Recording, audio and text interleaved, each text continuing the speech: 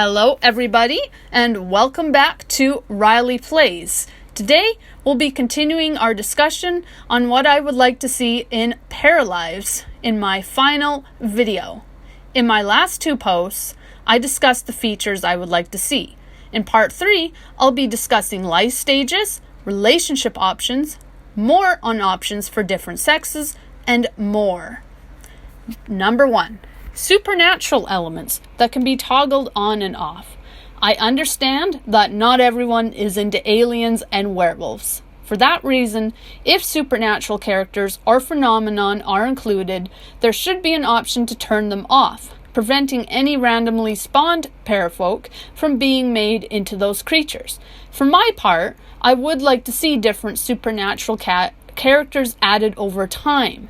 This is not a feature I expect at launch, but through updates. I would love to see vampires, werewolves, witches, fairies, and even creatures from other cultures. Pre-existing characters could be gifted, or cursed, depending on how you look at it, by asking to be bitten or by drinking special potions.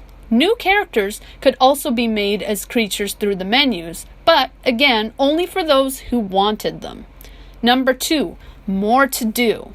While I'd like aliens in my game, I'd like to see more realistic content as well. I could do with less going to the bathroom and taking 1 hour to eat a bowl of cereal.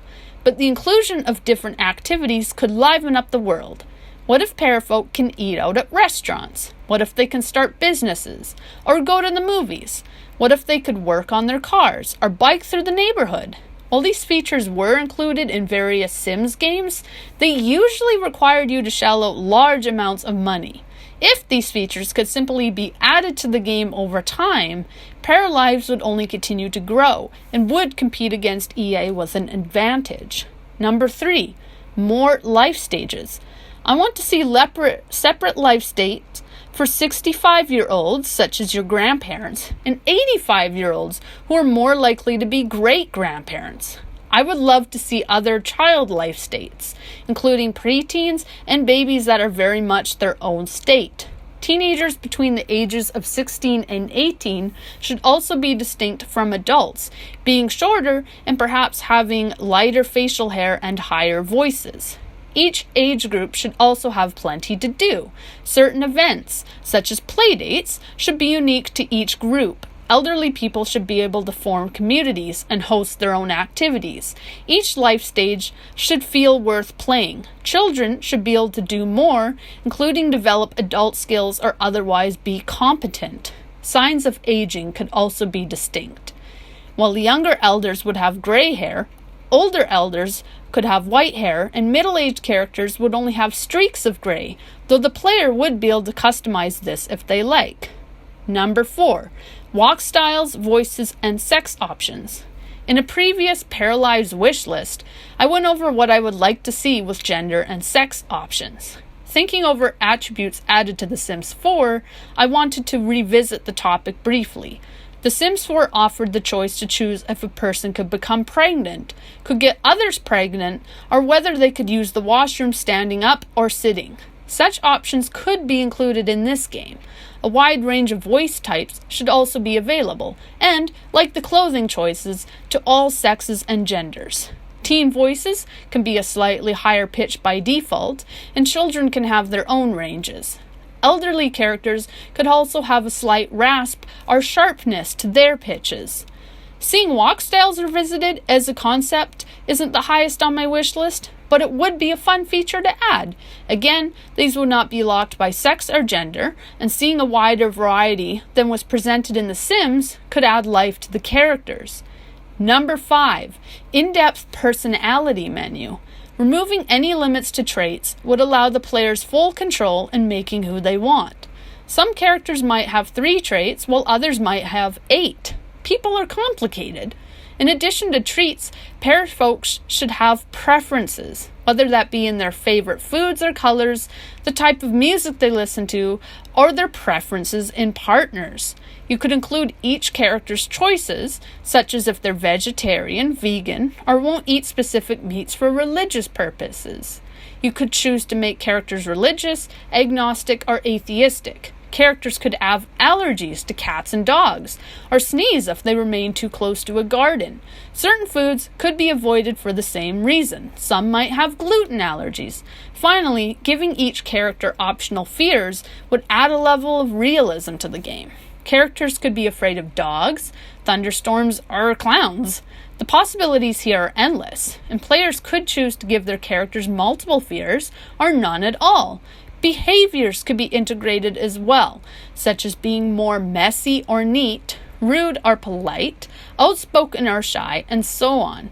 A single trait isn't enough to determine someone's behavior, because all actions exist on a scale.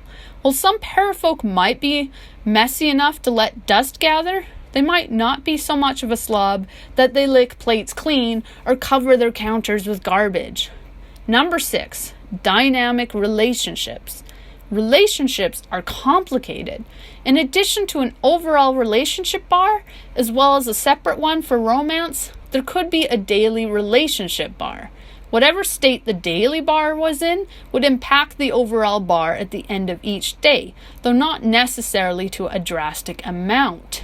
If a married couple has a huge fight, for example, their daily relationship might be sour. However, their overall relationship, if strong, shouldn't be too hurt.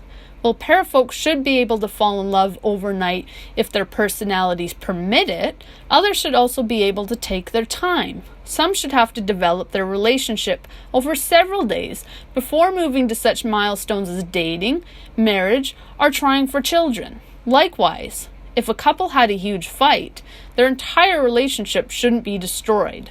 Certain personalities could be prone to developing a deep romantic relationship within one day, but friendships should build or decrease over at least a pair a week, or even longer if the player chooses. Parafolk could have the option to try dating or going steady before moving on to girlfriend or boyfriend.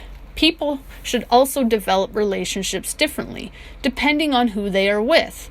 Friendships should be easier to build between family members, and actions that would normally lessen the friendship bar or threaten friendship altogether could be less severe between parents or siblings.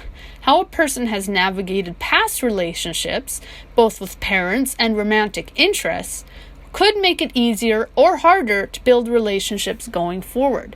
Friendship and romance should be separate bars, but there could be a third bar to express one-sided feelings. This would be built by having a parafolk check out another parafolk, or by failing to flirt with them.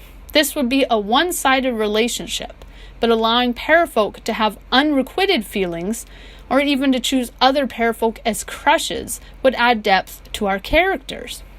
Again, not all of these can be included at lunch or at all. However, I wanted to share my desires. The developers remain open to feedback and engaged with the community. It's my hope more can be included in updates post-release, and that the game can have a long shelf life as a result of its ability to grow and evolve over the years.